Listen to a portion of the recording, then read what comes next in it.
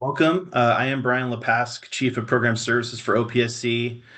With me today, among others, are Tracy Sharp and Casey Barr, the Operations Manager and Supervisor over the brand new program that we're bringing to you today. Um, we're going to be facilitating today's meeting and helping out with questions and answers during and after the presentation.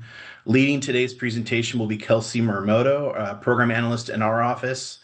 So as I mentioned, we have a brand new program rolling out today. As part of Proposition 2, and that's the new lead and water testing and remediation program, or the LWTRP. I will let Kelsey give you the details, but essentially, Prop 2 made available 115 million in funding for testing and remediation of lead and water outlets that are used for drinking and preparing food on K through 12 public schools. And so that's the only item we have today. We're talking about kind of the implementation of that. We're going to be introducing it uh, as we see it in statute and kind of outlining what we think the statute calls for, and then how that's going to translate into a working program. This is the first of what we expect to be several meetings on this topic. But our primary goal today is to enable you to become a little bit more familiar with the guiding statute and how we think it can work. The approach we took was kind of like a mock Q&A type thing. We also really just want to get your input on some of the things that we're proposing for this program. As I've said so many times throughout Prop 2 implementation, our program and our program amendments, our new programs, I should say, and program amendments cannot reach their potential without your input and without all of your help and support. So, um, while you're enjoying the presentation today, please, if you have any questions or thoughts, please share them with us. We're really looking forward to that interaction and any suggestions or questions you might have that would advance the proposal that we're presenting today, that we're starting off here. And like I said, this is going to be the first of what we anticipate to be several meetings. So today is really just an introductory kind of, feeling the program out, getting to know what the statutes say and kind of how we see it.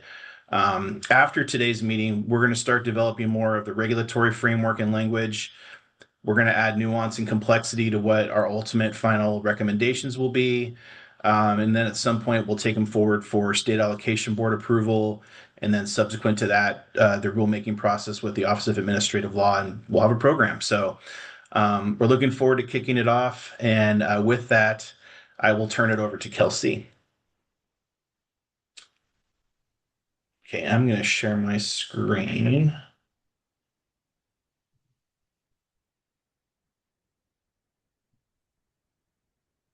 Hopefully everybody can see that okay. Yes, thank you, Brian. So, hi, I'm Kelsey, and today we will be discussing the lead and water testing and remediation program. With the passage of Proposition 2, Education Code Section 17077.60 was added, which provides funding to school districts and county offices of education. Overall, this funding is to test lead in water and to remediate water outlets with elevated lead levels. So specifically, Subdivision A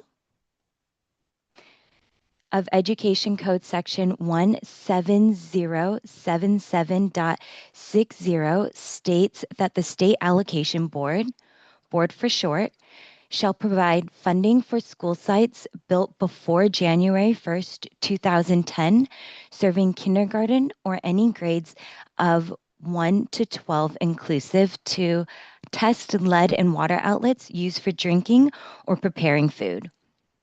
As noted in the background and staff analysis/discussion sections of this item, the January 1st date aligns with Assembly Bill 1953, which in 2006 amended the California Health and Safety Code Section 116875 to read that beginning January 1st, 2010, no person shall introduce into commerce any pipe or plumbing fixture or fixture used to convey or dispense water for human consumption through drinking or cooking that is not lead-free.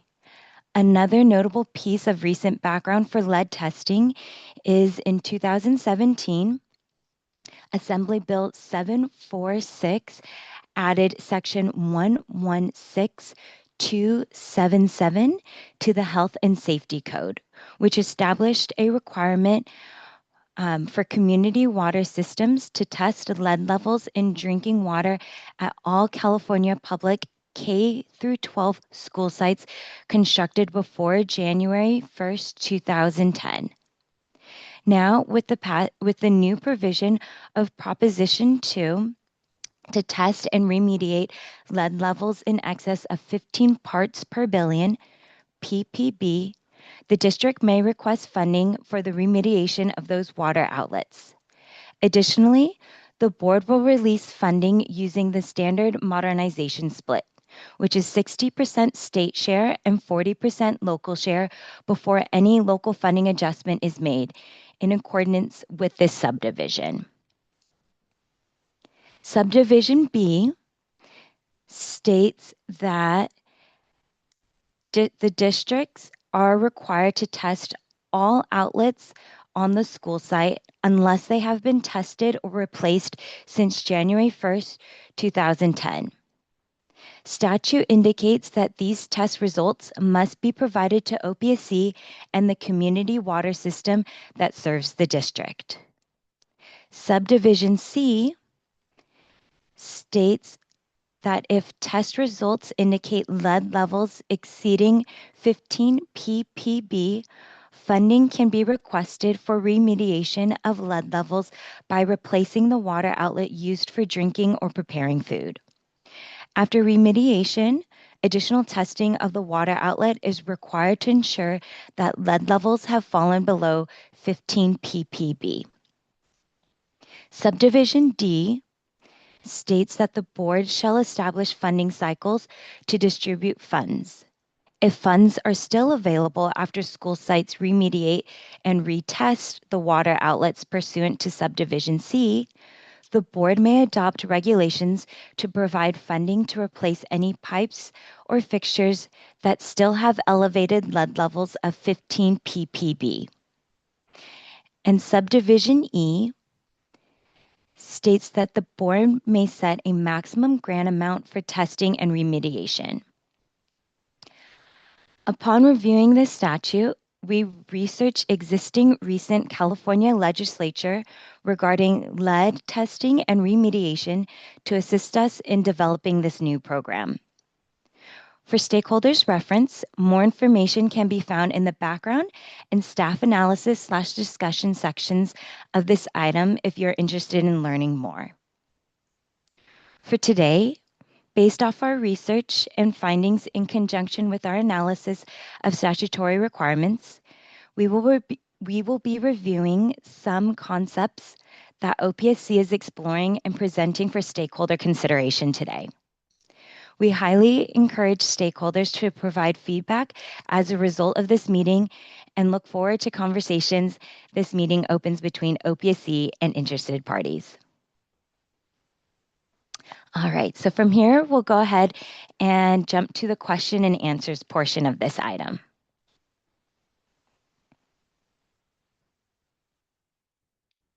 Okay, so question 1.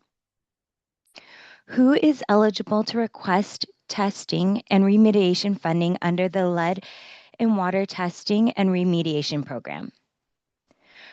Per statute, school districts and county offices of education, of which I will refer to as districts throughout the presentation to simplify things, can request funding for school sites that serve kindergarten through 12th grade and were constructed before January 1st, 2010. For testing, funding can be requested to test water outlets used for drinking or preparing food, and each request must be school site specific. School sites constructed on or after January 1st, 2010 are not eligible to request funding.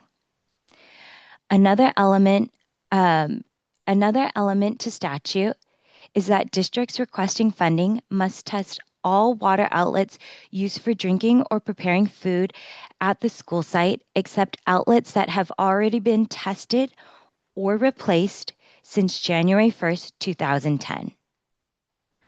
For example, if a school site was built in 2005, funding can be requested to test the lead levels at all water outlets used for drinking or preparing food, except such outlets that were tested or replaced since January 1st, 2010, like those tested under the Division of Drinking Water DDW permit action. For remediation funding, if testing shows a water outlet used for drinking or preparing food has lead levels exceeding 15 ppb, the district may request funding to remediate that outlet and conduct follow-up testing after remediation. Okay, so moving on to question 2.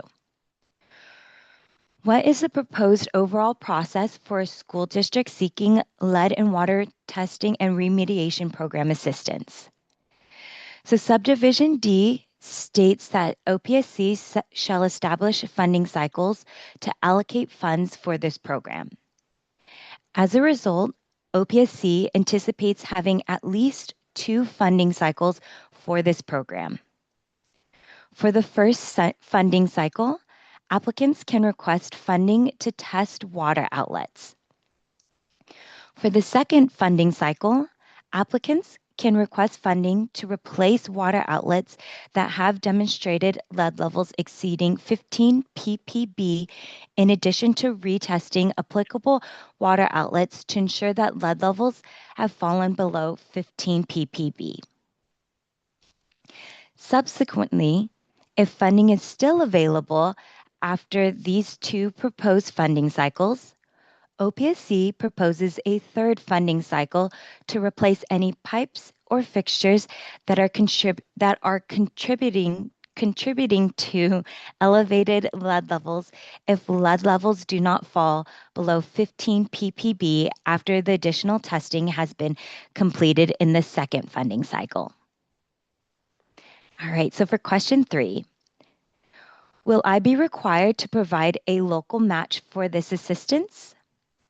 Yes, as stated earlier in subdivision A, a local match is required. Consistent with modernization projects, the state share will be 60% and the local share will be 40%.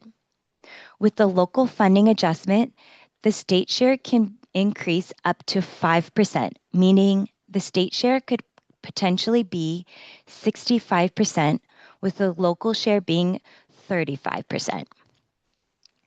This leads into question number 4 regarding if a district cannot provide some or all of its local match, can it request financial hardship can it request financial hardship assistance within this program? The answer is yes. Applicants who cannot provide all or some of their local matching share may request financial hardship assistance on each respective application.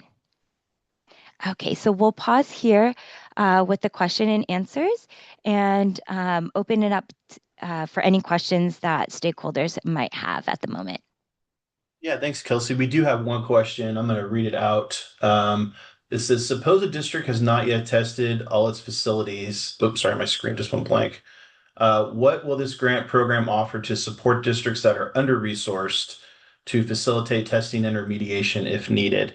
Essentially, if the district is eligible in accordance with what we've laid out here, and again, we're still working on all the, the kind of the more nuanced criteria, but essentially, if you qualify for the program, financial hardship assistance, like Kelsey just outlined, will be available. So I think that answers that question. If not, you can follow up. And then Sasha has a question. Can grant funds be used for future periodic retesting of drinking water outlets after the initial testing and remediation cycles have been completed, particularly if future federal or state requirements mandate ongoing monitoring? That's a good question. I think it's probably something we could consider if there's money left available. So we're going to go through it depends on how long I guess the 115 million lasts.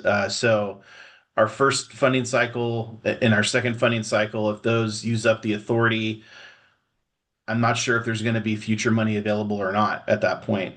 Whether money comes back or not, we'd have to see. So I guess it kind of depends on the time frame and if there's leftover bond authority once we get through those first two funding cycles.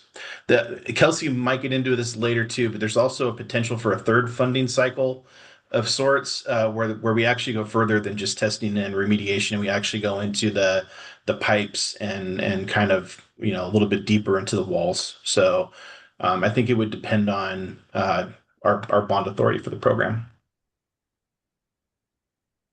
Okay, Lana asks, what if a district receives testing money, but there isn't enough money left to provide money to mitigate the issue? Can the project be considered a facility hardship? I think, and somebody correct me if I'm wrong, but I think that would be something potentially that could occur if there's like a larger problem that's kind of uncovered by the testing. But we'd have to kind of treat that on a case by case basis, and it would depend on the particulars of the project.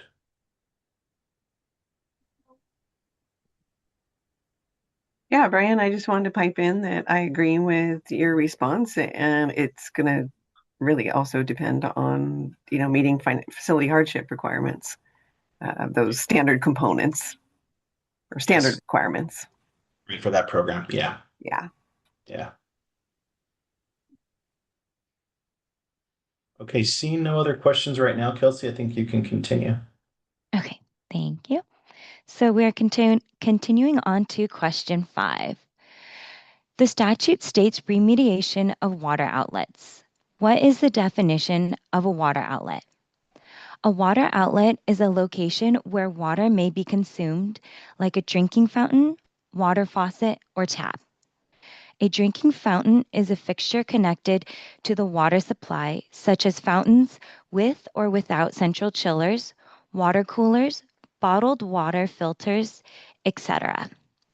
A chiller is a central refrigeration unit that provides cold water. A faucet, which is interchangeable with the term tap, is a valved outlet device attached to a pipe that normally serves a sink or tub fixture. Faucets dispense hot and or cold water for things like drinking, cooking, and washing. Question 6. Now that we know what a water outlet is, let's define lead remediation. Lead remediation is the removal and replacement of water outlets used for human consumption like faucets, water fountains, and related components. Question 7. Subdivision D of the statute allows any remaining funds from water testing and remediation cycles to be used to replace piping or fixtures that can cause lead levels above 15 ppb. What are some examples of piping or fixtures that might be replaced? Different from water outlets, interior plumbing is plumbing in the wall and upstream of the fixture, notably potable water pipes, which are pipes in a distribution system and in a building that carries water intended for human consumption. Potable water pipes would be able to be replaced provided they distribute water to the water outlets that are tested, remediated, and still have elevated lead levels above 15 ppb from subsequent testing following remediation outlet efforts. All right. Question 8. Because the board is required to establish funding cycles for the lead and water testing and remediation program, how will funding be allocated between the funding cycles? Of the $15 million set aside for this program, OPSC proposes setting aside $20 million for the first funding cycle for testing and $95 million for the second funding cycle for remediation and subsequent testing of water outlets that were remediated. OPSC welcomes stakeholder feedback on this proposed delineation of available bond authority between the first two funding cycles. Question 9. Can costs related to previous testing of eligible water outlets and any remediation efforts that did not previously receive state funding be reimbursed by the Lead and Water Testing and Remediation Program? OPSC acknowledges that while other school facility programs allow reimbursement for project costs incurred on or after the date legislation takes effect, this new program appears to be structured differently. Statute establishes a specific set aside of bond funding and specific criteria for testing and subsequent replacement of specified water outlets. Specifically, as proposed in this stakeholder item, the first funding cycle is distinctly for testing of specified water outlets at school sites, and the second funding cycle is for the replacement of those water outlets tested in the first cycle that exceed 15 ppb and subsequent testing to ensure that water outlets tested below the 15 ppb threshold. OPSC is interested in hearing stakeholder input regarding reimbursement under this new program with the proposed funding cycles. Question 10. How will a school district apply for funding for testing? For initial funding for testing, OPSC proposes that districts submit a lead testing application, a school site map with the construction date of all buildings built before January 1st, 2010, a school site inventory that reflects the location and number of water outlets used for drinking water and preparing food not tested or replaced after January 1st, 2010, and if available, actual costs, bids, or a cost estimate associated with testing the specified water outlets. Question 11. How will a school district apply for funding for purposes of remediating water outlets used for human consumption? Once a district has completed testing all water outlets and has documented that the water outlets used for human consumption have lead levels exceeding 15 ppb, the district may submit a remediation and retesting application for those affected water outlets. To support this application, OPSC proposes that applicants also provide a cost estimate similar to the Facility Hardship Cost Estimate, Form SAB 5801, that has a unit cost breakdown for replacement of the affected water outlets. Something we'd like to note is that OPSC acknowledges that $115 million is allocated for the lead and water testing and remediation program, and our office will be thoughtfully developing regulations to assist districts that have demonstrated lead levels requiring remediation. OPSC intends to align the requirements for the application for remediation funding in this program, prompted by the proposed third funding cycle, with those of the broader modernization and facility hardship programs to ensure compatibility with requirements. Okay, so we'll go ahead and stop here and review any questions and stakeholder feedback that we might have right now. Sounds good. Yeah, we do have some. Jamie asks, perhaps I missed it, but is there advanced funding to do the testing? Yeah, so the round one will be for testing, and then that's the 20 million, I believe we said. And then there'll be the remainder of the funds available to do remediation for round two funding. Um, so we got that one. Joe Dixon asks, and I think somebody's typing an answer right now, but LEAs are responsible for children with disabilities from age 3 to 22. Licensed preschool programs have a 5 parts per billion requirement. Can the regulations take this into account? We were just looking at this, Joe, kind of on the side, and unfortunately, we don't think so. The statute, specifically 17077.60, is very clear that it's for school sites serving kindergarten or any grades 1 through 12. So we'll take a look at that a little more carefully and provide maybe a more substantial response at our next meeting, but it appears that this is for K through 12. Um, and then Sasha asks, will the repair of building materials, i.e. walls, destroyed in the process of testing or replacing lead-contaminated pipes or fixtures be eligible for grant funding or as a valid expenditure of matching funds? Um, we hadn't really contemplated that the testing would go, I guess, into the destructive process. You're testing parts per billion. So um, that might be an investigation that districts conduct beyond what the testing shows, or maybe part of the remediation. But we'll dig a little deeper into that answer for the next time and try to kind of expand on what we think as far as all that goes. Let's see. I don't see any other questions right at the moment. I'll give it one more second here, but I don't see anything else. I think you can continue. Okay, thank you, Brian. All right, so question 12. Statute requires that test results are reported to both OPSC and the community water system that serves the school district. What is a community water system, and what if an applicant is not part of one, such as in the case of a school site served by a well?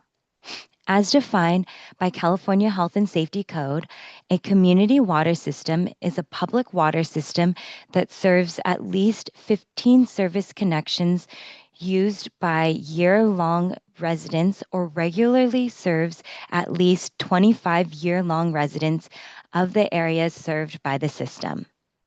If a district is not served by a community water system, per statute, the district is required to report the test results to OPSC. OPSC is considering an appropriate state-level government entity for the district to report test results to for school sites served by a well system. An example being the State Water Resource Control Board. Question 13. How will the lead and water testing and remediation program interact with the facility hardship program? This program is separate from the facility hardship program and is a standalone program. However, as previously mentioned, OPSC will be thoughtfully developing regulations for this program to consider overlap between the facility hardship and modernization programs. That being said, if a district previously received state funding for remediation lead testing in excess of 15 ppb in water outlets used for human consumption by replacing the pipes or fixtures contributing to the lead level to elevated lead levels, the district shall indicate the affiliate application number on the lead and water testing and remediation program application. In doing so, this ensures that there is no duplication of state funds. Question 14. What type of outlets may be tested within this program? OPSC proposes using similar testing criteria to the Drinking Water for Schools grant program, specifically testing water outlets such as faucets, fountains, coolers, bubblers, bottle filling stations, and filtered water dispensers used for drinking and the preparation of food. As further explained in DDW's sampling guidance document, as shown in attachment A13C, the Drinking Water for Schools grant program selected up to 5 of the busiest locations used for drinking and cooking to be sampled and tested. This program differentiates from this, and this lead and remediation program that we have differentiates from this as it requires all locations used for drinking and preparation of food that were constructed before January 1st, 2010 be tested. Question 15. What is an example of what the testing process looks like?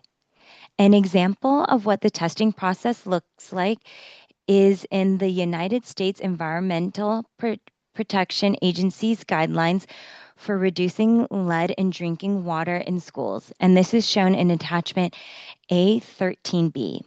And there are two steps. So step one is a first draw sample is collected from water outlets used for drinking or preparing food before the facility opens and before the water outlets have been used.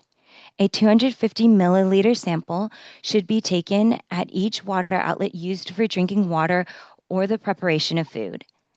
This sample represents water that's consumed first thing in the morning or after it hasn't been used for a long period of time. That's usually when lead levels are most likely to be highest because of the overnight stagnation. Step two, if the first draw samples show elevated lead levels, a 30-second flush sample is taken after water has been running from the fixture for 30 seconds to determine if lead is coming from the fixture itself or from interior plumbing. OPSC anticipates the development of resources at a future stakeholder meeting to ensure districts have adequate resources for participating in this program. Okay, and we'll go ahead and stop here as well to see if there's any questions or feedback at this time. Not seeing anything at this time, but I will take just a second here to show everybody what Kelsey was talking about. So this is the attachment that comes from the EPA. We found it to be very helpful. So if this is something you're interested in, perhaps looking deeper into how the testing works, or just general information on reducing lead in drinking water, we really encourage you to look through this. It's a great resource. We all learned a lot from it, and we've included it in its entirety here for you. So just wanted to highlight that. Let's see. And we do have one question from HPD. It says, to show that a school was constructed before January 1, 2010, what should districts use as the construction date? DSA approval plus 12 months, notice to proceed date, notice of completion, contract construction date. That's a good question. Typically in our program, we use the DSA approval plus 12 months, and I'm sure that's something that we'll articulate in our regulations. So that's noted. I don't have like a definitive answer for you at the moment, but definitely something we'll look into. I appreciate the question because we'll make sure to articulate that in our regs. April, good morning, April. Will DSA approval be required in order to apply in the second round of remediation? I think so. Yeah, if you're doing actual work, you're going to have to get DSA approval. So I think it's a pretty safe yes on that one.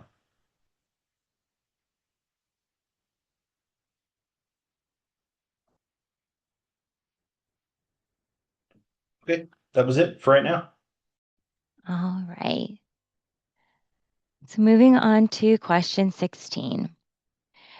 Education Code Section 17077.60E states that the board may establish a maximum amount for the grant to be provided for both testing and remediation, which is replacement of water outlets. Will OPSC propose a maximum grant amount, and if so, what might that amount be? Additionally, will there be any prioritization for applications? As discussed in question 8, there is $115 million available for this program, and OPSC proposes designating $20 million for testing in the first funding cycle and $95 million for replacement of water outlets and subsequent testing in the second funding cycle. If there's any remaining funding after the conclusion of the first two funding cycles, a third cycle will occur.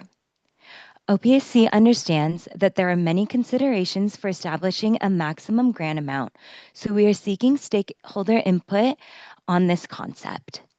An idea we're exploring is having a tiered maximum grant amount per school site, such that small school sites with 200 students or less would have a set maximum grant amount. Medium-sized school sites with 201 to 999 students would receive a higher maximum grant amount, and school sites with 1,000 or more students would receive the highest maximum grant amount. This assumes that school sites with more students have more water outlets. OPSC also recognizes that if any funding cycle has more applicants than funding available, pri- prioritization criteria could assist with determining which applicants may move forward. For instance, some SFP programs include prioritization criteria pertaining to the geographic distribution of districts receiving an apportionment. OPSC welcomes stakeholder feedback regarding the potential development of prioritization criteria for this new program as well. Question 17. How will the substantial progress and accountability requirements work for testing and remediation? OPSC proposes to establish regulations with substantial progress, expenditure reporting, grant agreement, and audit requirements for applications that receive funding similar to the modernization apportionment requirements. OPSC intends to present this for stakeholder consideration at a future meeting. All right, and question 18. To participate in the lead and water testing and remediation program, does a district have to submit a 5-year school facilities master plan? As a statutory requirement to participate in the SFP, school districts must submit a master plan or update an existing one approved by the governing board of the school district as outlined in Education Code Section 17070.54 and SFP Regulation Section 1859.18. Because the lead and water testing and remediation program is part of the SFP, districts must meet the master plan requirement. OPSC will share more information on this topic at a future stakeholder meeting. All right, and with that, this concludes my presentation of our initial proposals for the new lead and water testing and remediation program. And we will now open this conversation for any additional questions or feedback. Thank you, Kelsey. Yeah, so if you have feedback and you don't want to give it today, or maybe it's something you're going to think of later, you have until the 26th in order to provide us feedback. We can accept feedback after that, but the stuff we receive by then will enable us to fold it into our next stakeholder meeting item. So we're going to be trying to hit these meetings in a little bit of a rhythm, and so any feedback we get by the 26th, we'll be able to definitely include in our next item. I don't think the next meeting is going to be the last meeting by any means, so you'll have another chance. But if this is something you're watching later or something you think about next week, for instance, please send us any questions that you might have.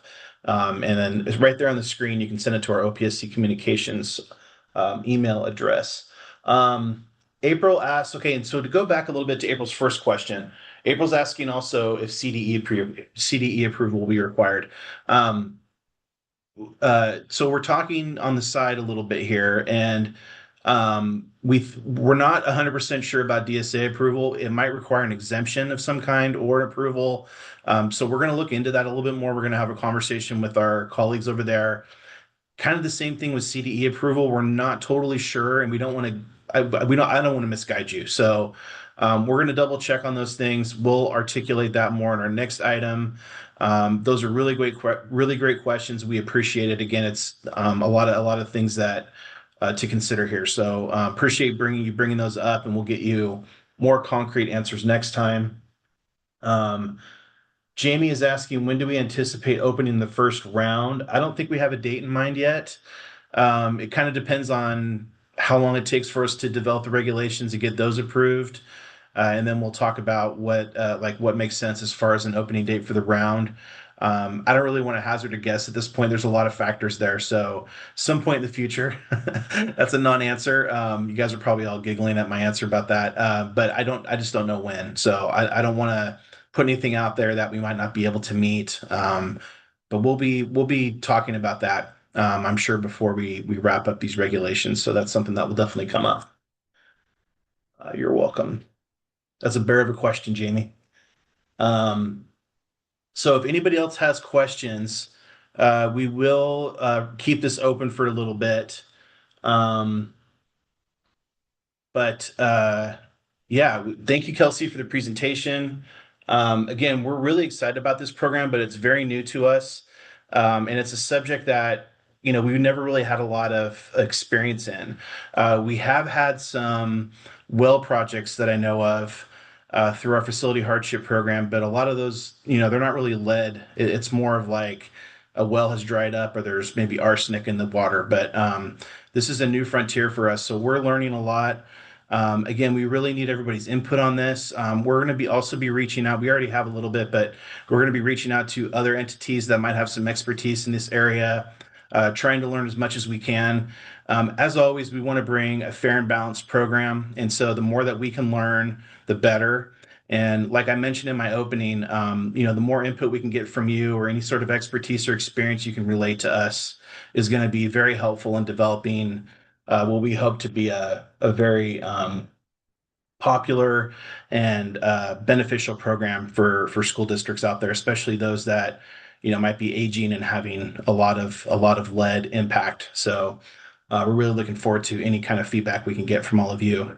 So I'm going to leave it open just for another minute. I saw somebody ask if the presentation would be available. For those of you that haven't seen it yet, there was a link put into the chat. If you didn't catch the link, you can go to the OPSC website and click on the meetings tab. And if you scroll down a little bit, you'll find the agenda for today's meeting. It has the complete item and attachments within it. You can download that and look at it in a PDF. So that's available to you. And then we will be posting the recording of this meeting to our OPSC YouTube page. The address there, if you go to YouTube, you look up OPSCU, that's YOU. And we have all of our meetings there. It's not just these stakeholder meetings, but the state allocation board meetings. There's trainings and workshops. I encourage you to like and subscribe, hit the bell for notifications. And we appreciate you visiting that and looking at our videos that we put up. I don't like watching them, especially when I'm hosting, but they're up there and they're a good resource. All jokes aside, they're a very good resource for. We use it all the time to go back and look at the conversations and the different things that we learn through these meetings. So I encourage you to do the same if you're looking for background on this or anything else. Okay, I'm not seeing any other questions. Thank you all so much for spending some of your Thursday with us. I hope everybody's doing well out there, and we will see you next time. I don't know exactly when the next meeting will be, but we'll be announcing it via our normal channels, and we look forward to that, and we look forward to seeing you again soon. Thank you.